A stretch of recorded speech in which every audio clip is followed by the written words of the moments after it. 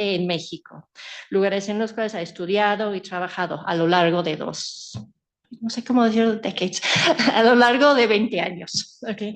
Un ciudadano del mundo mira su éxito por el impacto positivo que tiene en la vida de otras personas. El día de hoy nos va a compartir una ponencia sobre un tema que inquieta a muchas personas al momento de aplicar para un trabajo profesional.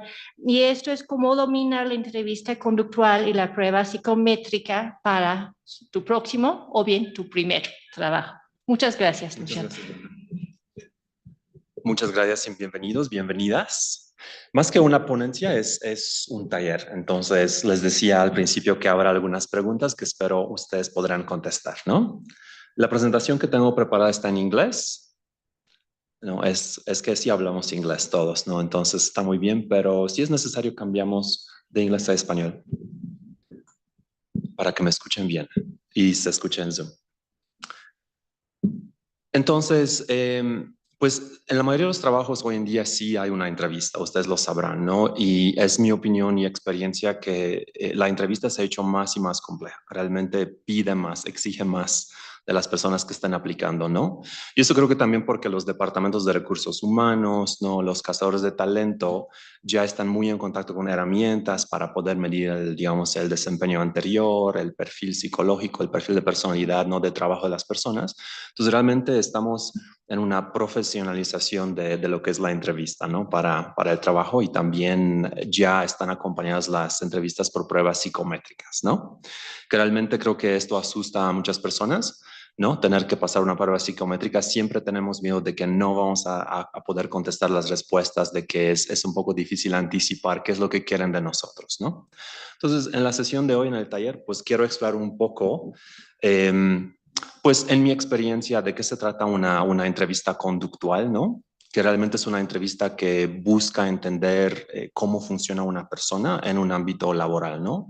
Y también la parte de personalidad de la prueba psicométrica, ¿no? La prueba psicométrica tiene varios componentes, ¿no? Algunos matemáticos, algunos lingüísticos, algunos lógicos. En este caso solamente vamos a hablar un poco de la parte de personalidad.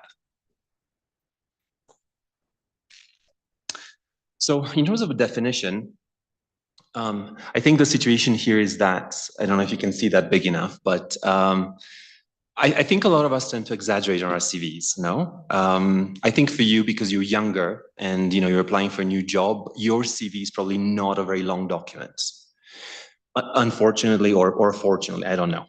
But just so you know, generally, we tend to present the best image of ourselves in a CV.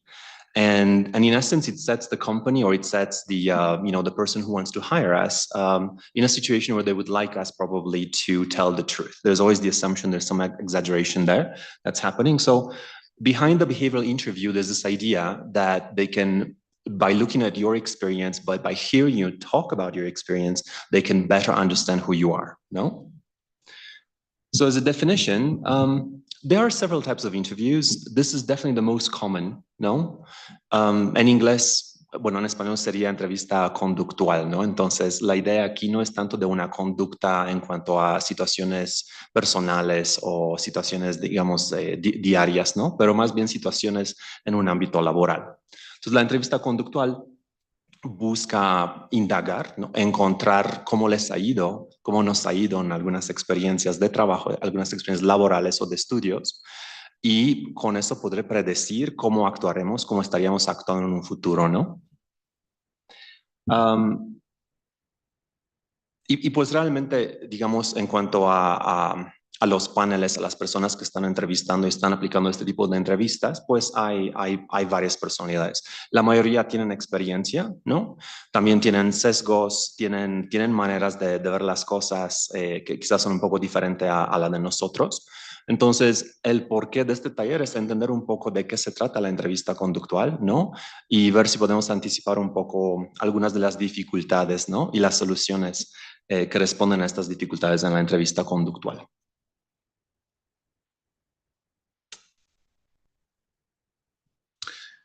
So on the screen, you can see a few questions that really ask you about how you are thinking, that really try to understand What kind of person are you generally, no? So we've all encountered people whose opinions are different from ours, no? Whether it's a discussion with friends, it's a discussion with teachers, with other students in class, maybe a political discussion and so on. How do we handle those people? Do we try to impose our own opinion on them? Do we try to understand them a bit better? No. And I think a lot of us could probably say, you know, I'm a very open person. I'm very flexible. For me, it's important to hear what others think and so on. And that's a very nice answer. And that is the answer that a lot of, let's say, you know, people who hire are expecting, for you to be open, to be respectful, to be sort of really focused on understanding who the other people are. But this question, in essence, also gives people the opportunity to lie, no? Of course, everyone here would like to be sort of, for others to say about them that they're doing very great when it comes to opinions and expressing opinions, no? That they are the best. Yes, I'm a good listener. I treat opinions respectfully and so on. And it's the same with all the other questions there, no? What is your approach to solving problems? How do you generally solve problems, no? How do you manage your time? Are you good at that? And I think some of you will say, because I think I had this question in class before, will say that you're not that good, but you're getting there, right? With managing your time. But I think a lot of us would like other people to think that we're very good at managing our time. Would you say that you are good at what you do? Are you good at being a student? Are you good at being whatever you do in your professional field? And I think we'd like to say yes. I'm making an effort and so on. And the same with the last question, which relates to leadership. Do we have the skills and experience to lead a team? Do we have leadership? So these questions are not good in a sense, and no one is going to ask them on an interview because they know they were likely to maybe exaggerate. Maybe in a sort of in a base case scenario, we paint a very good picture of ourselves, no? And in a worst case scenario, they're very difficult to answer. You might just say, I don't know. So these questions in the behavioral interview, they become converted to something else, a different type of question. So instead of the opinion one, the question that might come on the interview might be, tell me about a time when you had to work closely with someone whose personality was different from yours. How did you handle it? For the second one, describe a situation where you had faced a significant challenge at work. How did you overcome it? Yeah, talking about problems. Can you give an example of a time when you had to meet a tight deadline, a very close deadline? How did you manage your time and ensure you met the deadline? No? It's the same question, but this time it focuses on your work experience or your study experience. Tell me about a time when you made a mistake at work. How did you handle it? And what did you learn from the experience? No? And finally, share an example of a project you led. What was the outcome? And how did you ensure the project was successful? No? So for this last question, ya que estamos acá, ¿no? Y ustedes, la mayoría están estudiando, tienen proyectos grupales, ¿no? En sus clases. Ajá. ¿Cuál fue un proyecto muy reciente que tuvieron que hacer en grupo? A ver si alguien nos puede decir.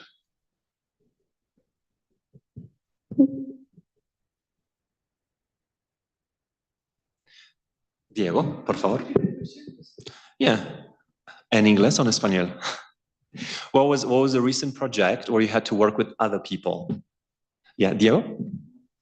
Last semester we had a assignment for history class. Ah, right. We need to. The assignment was not some we have the decision to really make the project like your way. Yeah. We decided to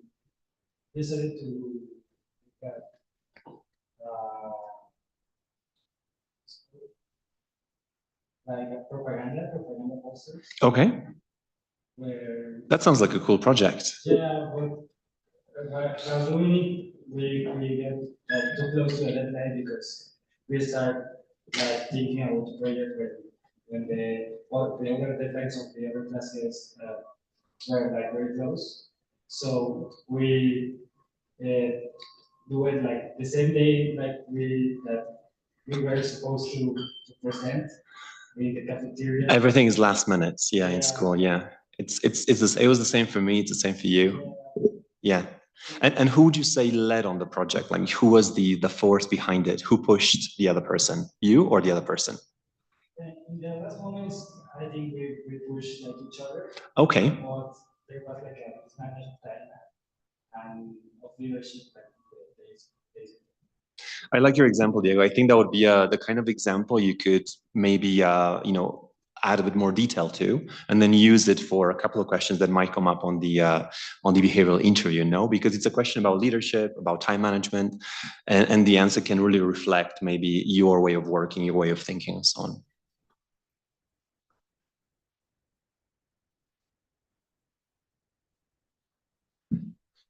Yeah. So when it comes to behaviors, you know, in a work environment, we have the typical ones that you expect: teamwork, right, and collaboration, problem solving, critical thinking, adaptability, flexibility, no, communication skills, leadership, time management, organization, customer service orientation, if it's a customer-facing job. From these behaviors, which ones do you think today are strengths for you? And which ones are maybe opportunities?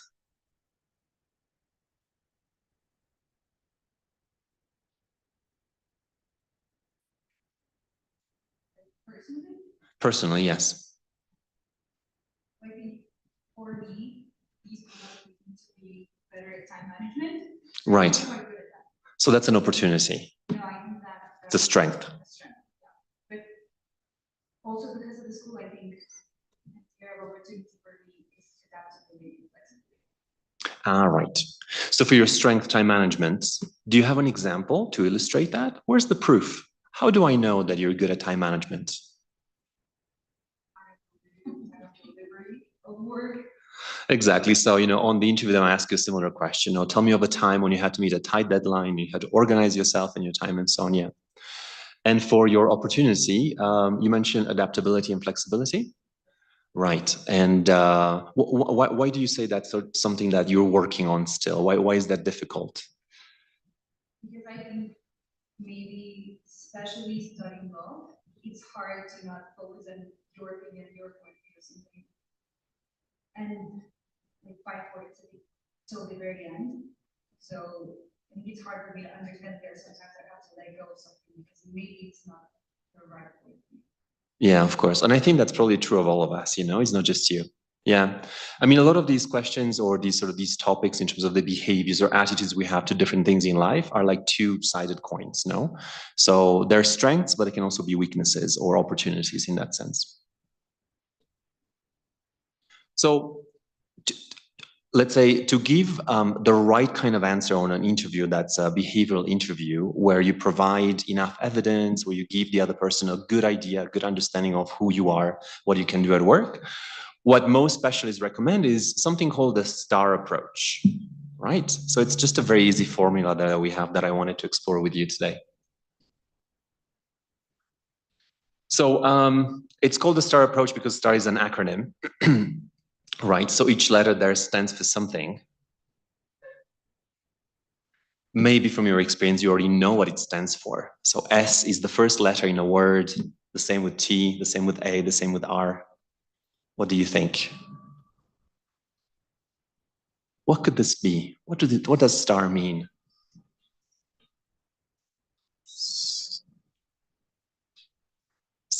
No. We're thinking. The first one, I'm going to give it to you to help you. It's situation. Yeah. So it's an acronym. I'm going to give you a definition for each of the components, and then maybe you can guess the word that way. So the situation, right? This is the part of when you're answering the question in a behavioral interview where you have the opportunity to set the context, to explain the circumstance, to essentially give a very clear picture of what was happening, no? When you give your example there. T stands for a word that is connected to that. This is where you clarify your aims, no? So in the situation that you experience, you had some aims. So T could be what? It starts with a T and it ends with a T. Okay, maybe the others will work better and then we can guess. Yeah, call a friend, you know, it's like Who Wants to Be a Millionaire? A is related to where you want to share specific points of action that you undertook. So A is for action, that's maybe easier. So you have situation and action, T is still missing. And then R, any ideas now? What was that? Results, exactly. So you got situation, something to do with T, action and results, yes. Because R is where you talk about the outcome of the actions. T stands as in target. So the idea behind this approach, this method of answering questions on the behavioral interview is that everything you say, you should structure it this way. Provide a very clear understanding of the context, the circumstances, what was happening, what are the details, no? What did you want to do? What were your objectives? What was your targets? No, what did you want to achieve? Okay, now that you know your target, what did you do to achieve that target? What are specific actions that you undertook to actually make it happen? And of course, you want to provide the result or the outcome. No, just a very, let's say, a very simple way of very concise, very focused way of describing the result of whatever you were doing that, took you through the whole situation there.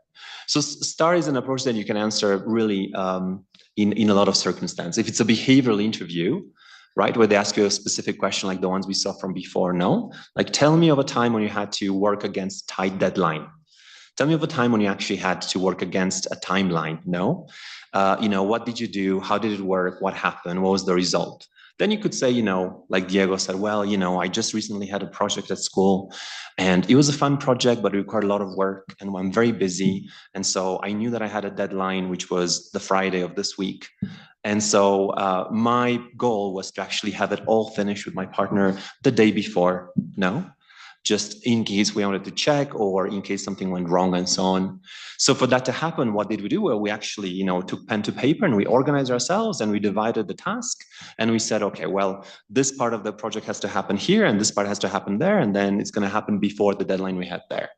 And in the end, it was an amazing project because we managed to organize ourselves and we actually delivered on time and got a very high grade, no? So that would be a way of presenting the same situation that you told me about, Diego, where essentially you are using the STAR approach. I think mine was maybe like a bit of a lie because I don't think that's how it happened, but we can also talk about that. How do you handle that kind of situation?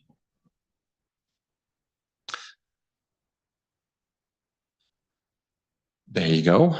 It's getting there. Okay, so I do have some questions for you that I'm hoping you might be able to sort of help me answer with the STAR approach.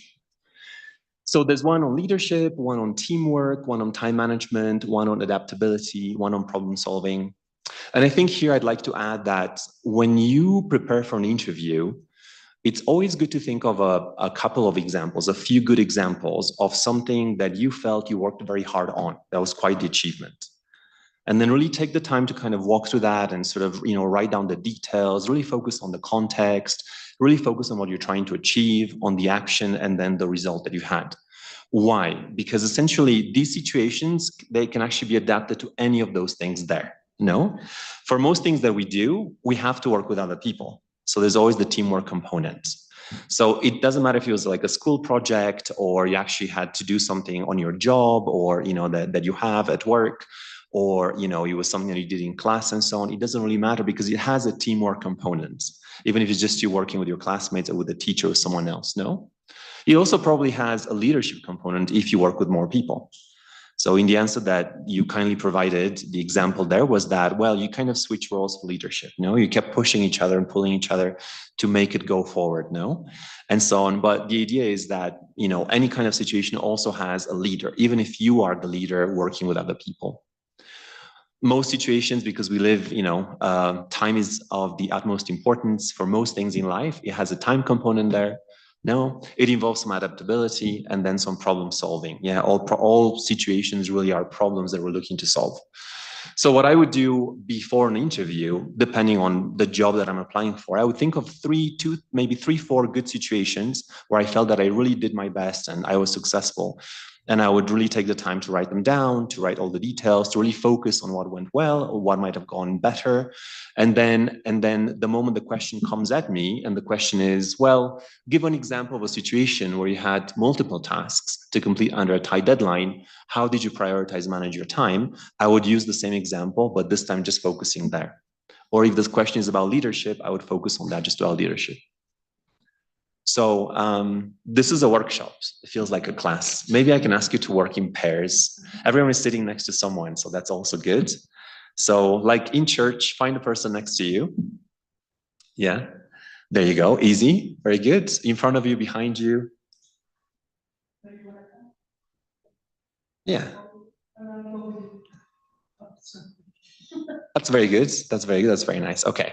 So I will have you practice with just one of these situations. Just pick one that you think you have an answer to. You have an example there, no? So what you should do, really, you should essentially tell the other person. You can choose who wants to share an example, but an example that reflects one of these situations around leadership, teamwork, time management, adaptability, or problem solving, no? But here's the trick.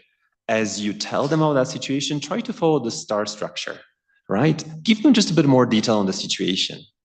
Whatever it is that you did, make it look like it was really important, like it was of consequence. Yeah, add all those details there.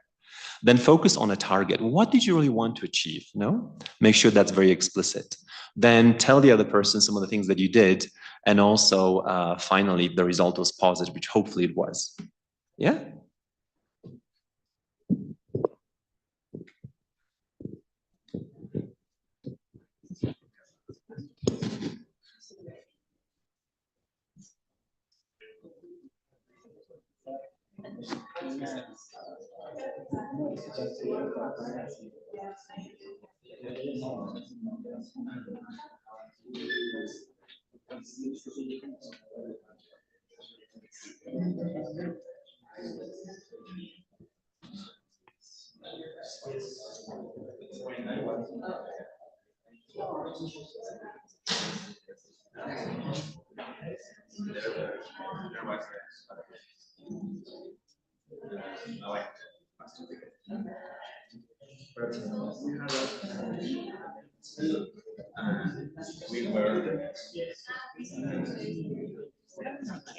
They've applied for entry-level jobs. Yeah, Like they're even entry-level jobs, they're using this tool. yeah. But then they can reflect on their like school experience, like university and maybe some other situation, but they still expect them to answer this way.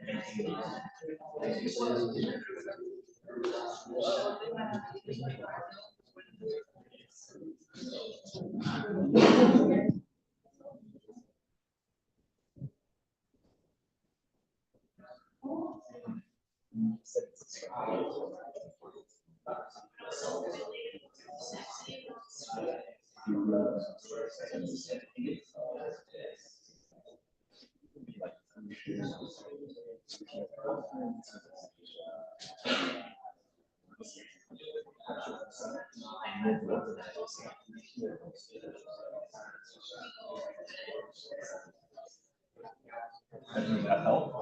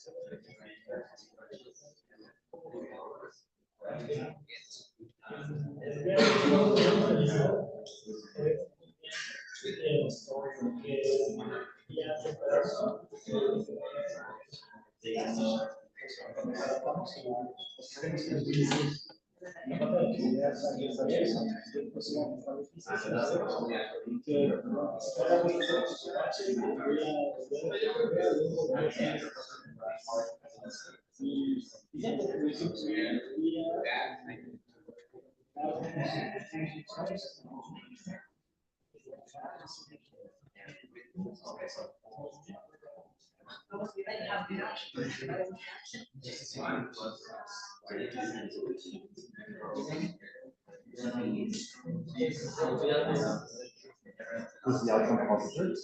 That's a better question. See what we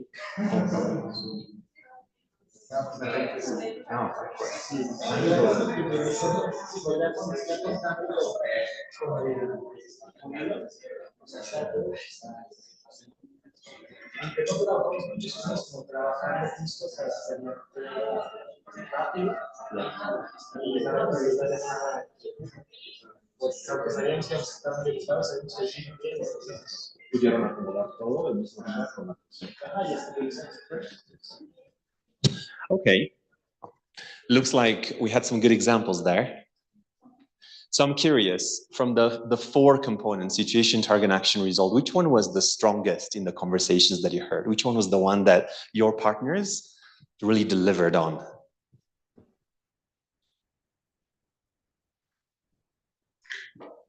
Which one? Teamwork. But in terms of the components, which ones they're very good at talking about? The situation, the target, the action, the result? Where did you feel there was a lot of substance? Situation. The situation, yeah. And maybe that's a human thing. Yeah. And that's very important there.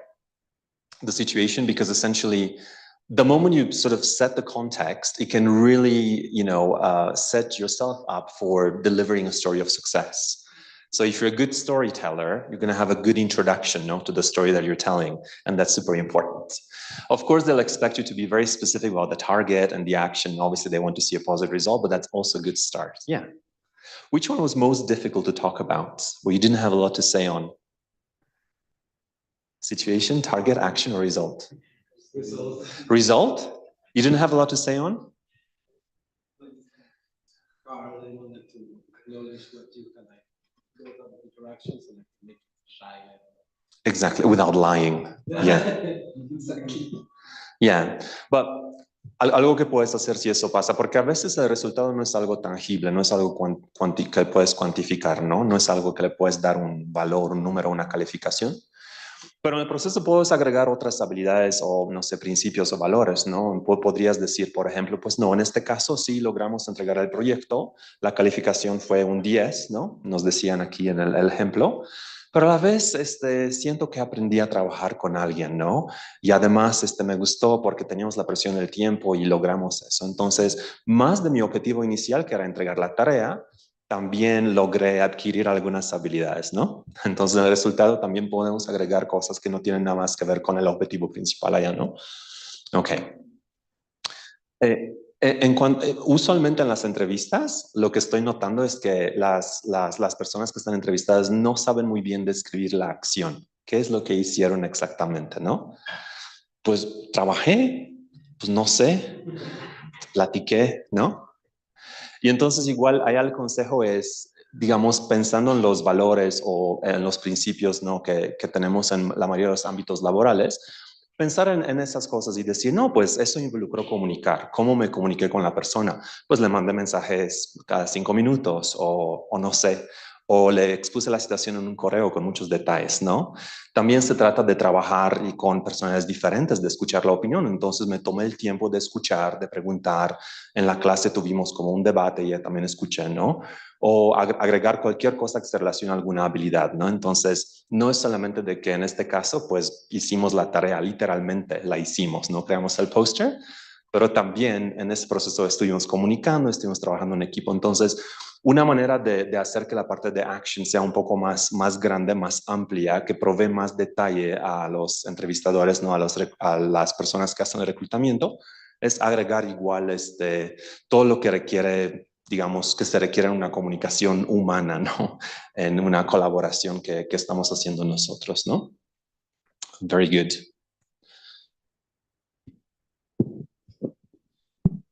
So what would the STAR approach? Well, I think we have some examples. Let's see if this works.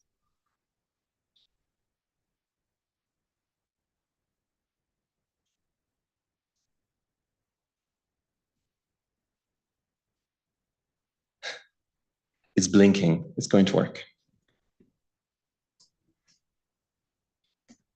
So tell me about yourself. Well, you know, I'm an organized person, somebody who does not leave details. Ouch.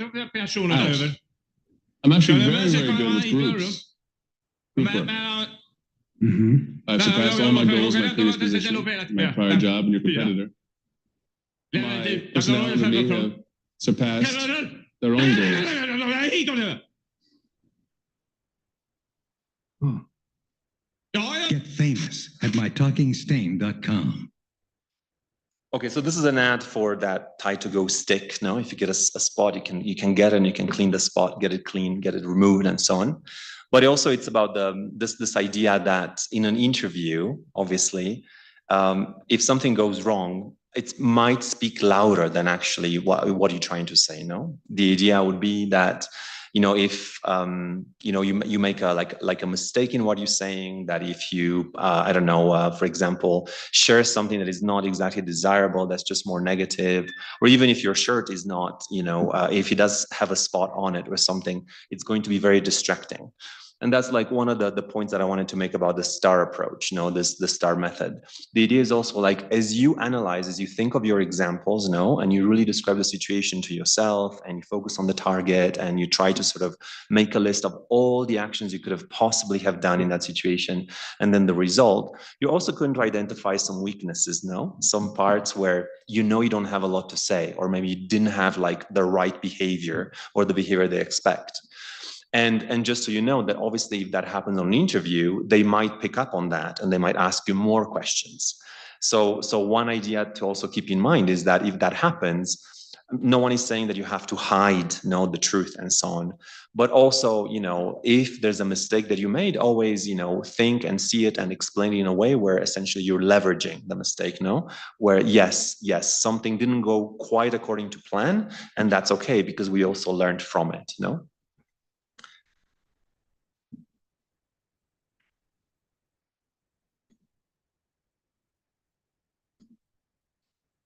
Okay. I do have, I think, a very good example. Hello, I'm Joe Morocco, and I'm a career educator and student. This is from the University of Arizona, and they're going to show you how this works in action, and maybe it's going to make it easier for you to see the differences between a good STAR method or STAR approach and one that doesn't work quite well. Engagement and career development. And I'm here to show you a student example answering a behavioral interview question using the STAR method. The student you're about to see is answering the following question. Tell me about a time you felt under pressure to meet a deadline. This is the student's first attempt at answering this question. Let's take a look. So basically last semester, I got this internship, and what had happened was my supervisor gave me 1,000 case files to do in 2 days, and I just couldn't do it. But at the end of the day, I got it done, so it's fine. So was that a good answer? It wasn't the best. It wasn't a bad answer, but it wasn't a STAR answer, right? ¿Qué es lo que faltó? ¿Cuál parte faltó? Situation, target, action, or result? Yeah, I think a lot of you are looking for the action exactly. No, I mean, she was successful. This is about meeting a tight deadline or a deadline. Okay. The student's first attempt at answering this question is too vague all around.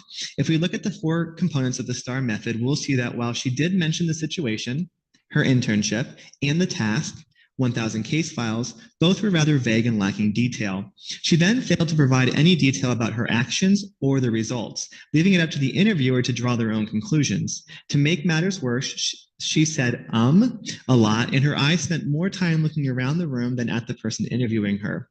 This is not a good response. Let's take a look at her second attempt. Pay attention to how her response improves and how she presents herself more professionally.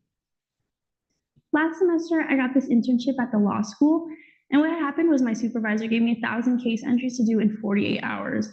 I was really discouraged at first, but after a while and some hard work, I got it done and turned in early. This response is for you a student example answering a behavior. Oh, it moved. So was this a better answer? The second one? Yeah? What did she add a bit more?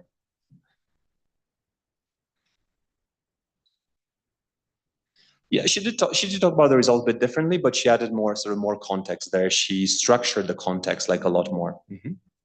The skip. So let me just see if I can find it.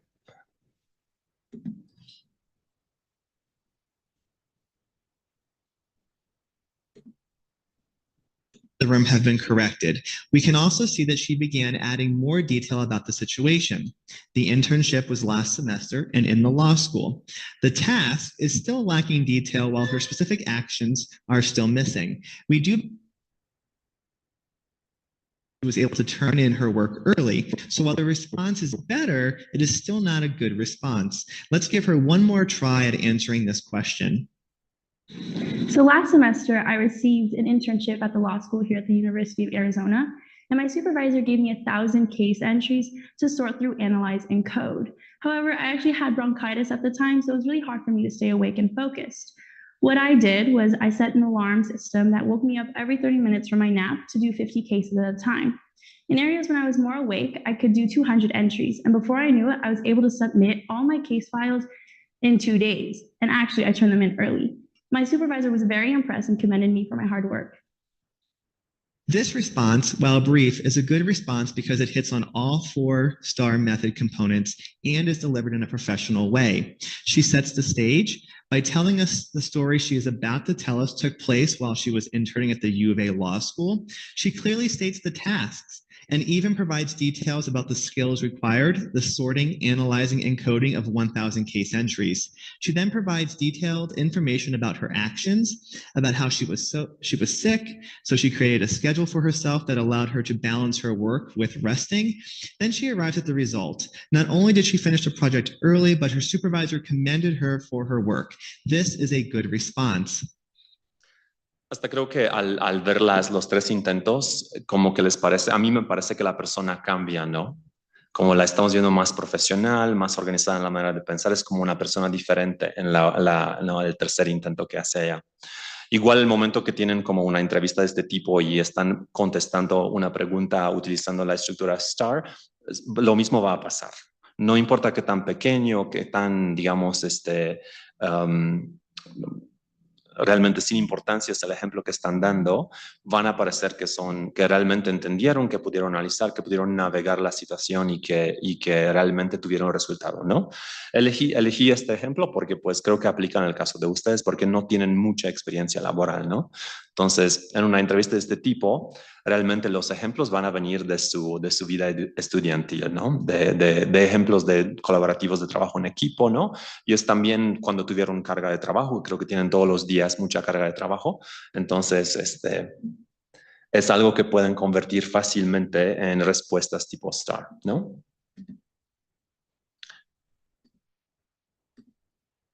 Entonces, justo antes de pasar por los últimos minutos a algunos elementos de las pruebas psicométricas que están asociadas a esto realmente, de lo que estuvimos platicando, ¿no? En cuanto al sistema STAR, ¿no? A la metodología STAR de contestar estas preguntas en entrevistas conductuales, si podrían pasar el conocimiento a una persona afuera que no estuvo en la conferencia, ¿qué les dirían? Además de la estructura. ¿Qué consejos les darían con base en lo que estuvimos platicando? Tips or tricks.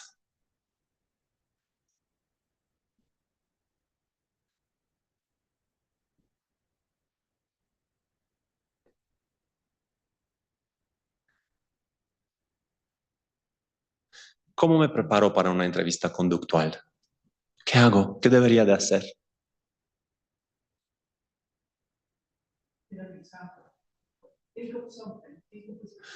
Think of some examples first, no? And write them down, right? Don't just keep them here in the head, but write them down so you can actually add more and more details. That's very important, no? Pero realmente los trabajos que yo tuve, pues no tuve situaciones tan importantes. ¿Cómo voy a poder dar una respuesta suficientemente larga con muchos detalles? ¿Qué hago? ¿Qué puedo agregar?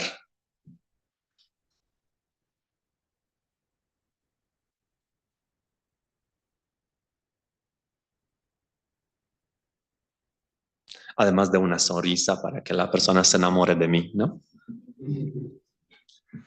Pues siempre pensar que cualquier ejemplo realmente tiene como muchas facetas, ¿no? Muchas perspectivas. Entonces, si realmente falta un resultado muy tangible, ¿no? O faltan, digamos, acciones muy detalladas, También puedo enfocar en otras cosas, ¿no? En cómo desarrollé como, no sé, una relación de trabajo con mis compañeros del proyecto, ¿no? En cómo pude trabajar en algunas de mis áreas de oportunidad, ¿no? Todo eso se puede agregar si no tenemos, digamos, algo muy, como muy tangible, algo que se puede cuantificar, ¿no?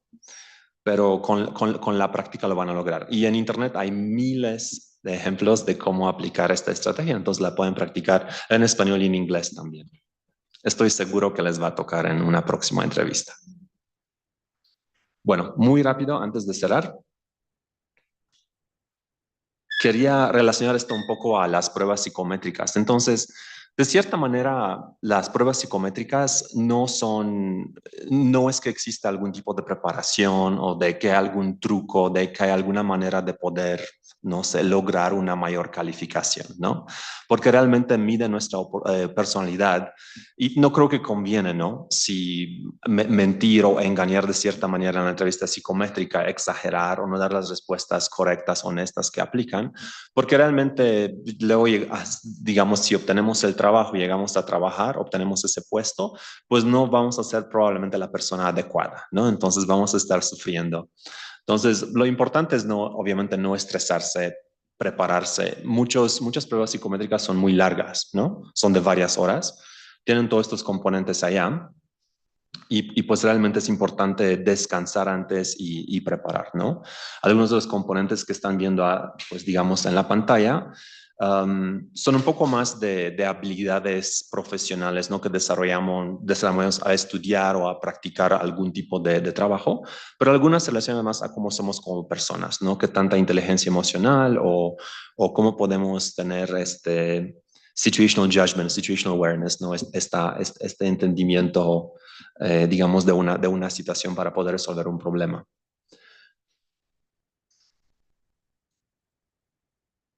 Entonces, aquí también les tengo digamos, un acrónimo. Esta vez se llama Ocean or Canoe. No importa tanto cómo que están la preferencia, creo que Ocean está muy bien. Obviamente cada letra tiene que ver con algún componente que van a estar evaluando una prueba psicométrica, ¿no? Ocean es de openness, tenemos conscientiousness, no sé cuál sería la traducción al español, la podemos buscar. Extroversion, agreeableness, and finally neuroticism, right? So ocean. Es importante ver, digamos, no sé, perspectivas o facetas de la personalidad humana como espectros, ¿no? Todos estamos en algún punto, no estamos ni muy bien ni muy mal, quizá en un punto intermedio. Es como pasa en la foto que están viendo en la pantalla, ¿no? Entonces, obviamente la mayoría de nosotros, pues quizás somos o extrovertidos o introvertidos, ¿no? Dependiendo de la situación, de con quién estamos, a quién conocemos, ¿no? Y entonces no es tanto de que hay una respuesta correcta, no es que tenemos que ser extrovertos, ¿no? Extrovertidos en una situación, pero más bien dentro de nuestra, no sé, extroversión o si estamos introvertidos, poder demostrar exactamente qué habilidades tenemos. Y así pasa con las demás también, agreeableness o antagonism, ¿no? Esta idea de que es importante tener apertura a colaboración. ¿Qué tanto nos estamos enfocando, ¿no? En nuestros trabajos, atención al detalle, que es conscientiousness, ¿no? ¿Qué tanta estabilidad emocional o no tenemos? ¿O cómo manejamos nuestras emociones? Y finalmente, ¿qué tanto estamos abiertos o no a nuevas experiencias, ¿no? A innovar, a situaciones, digamos, que nos sacan de nuestra zona de confort. Entonces, aquí estamos viendo algunas digamos, de las frases, de las preguntas que aparecen en la prueba psicométrica, ¿no?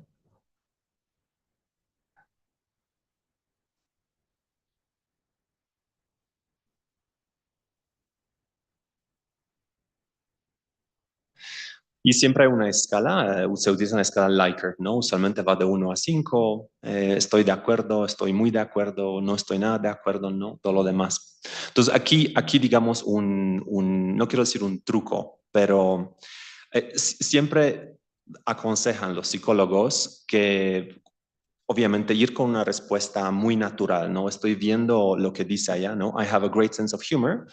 Y pensar inmediatamente, sí, yo creo que soy un 3 o un 4, ¿no?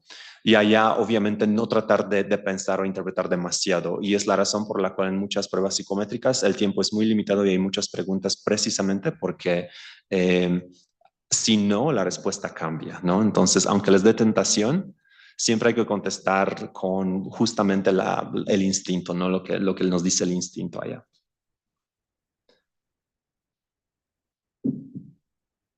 ¿No?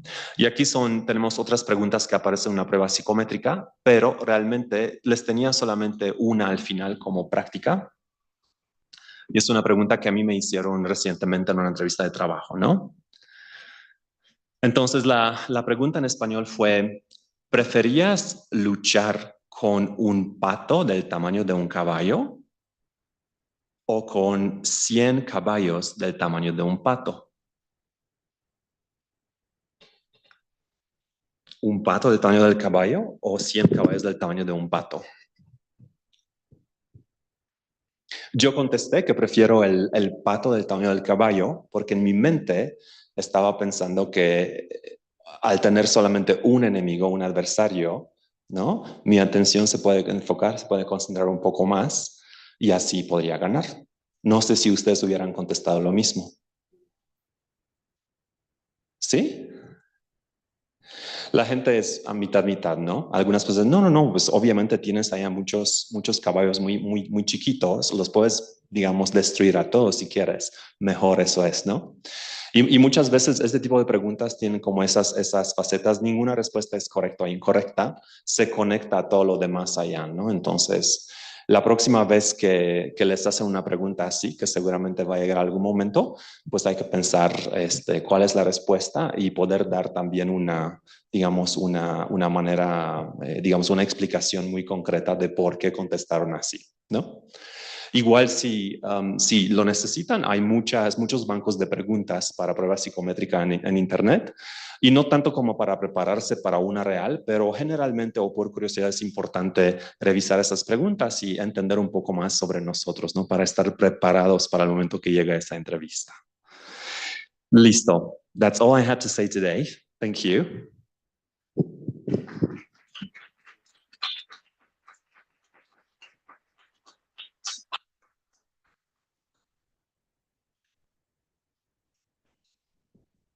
Muchas gracias, Lucian, de parte del CIDE. Agradezco pues la ponencia, la explicación y agradezco también el tiempo de todas las personas que hayan participado. Que disfruten mucho las conferencias que se van a llevar a cabo a lo largo de la semana.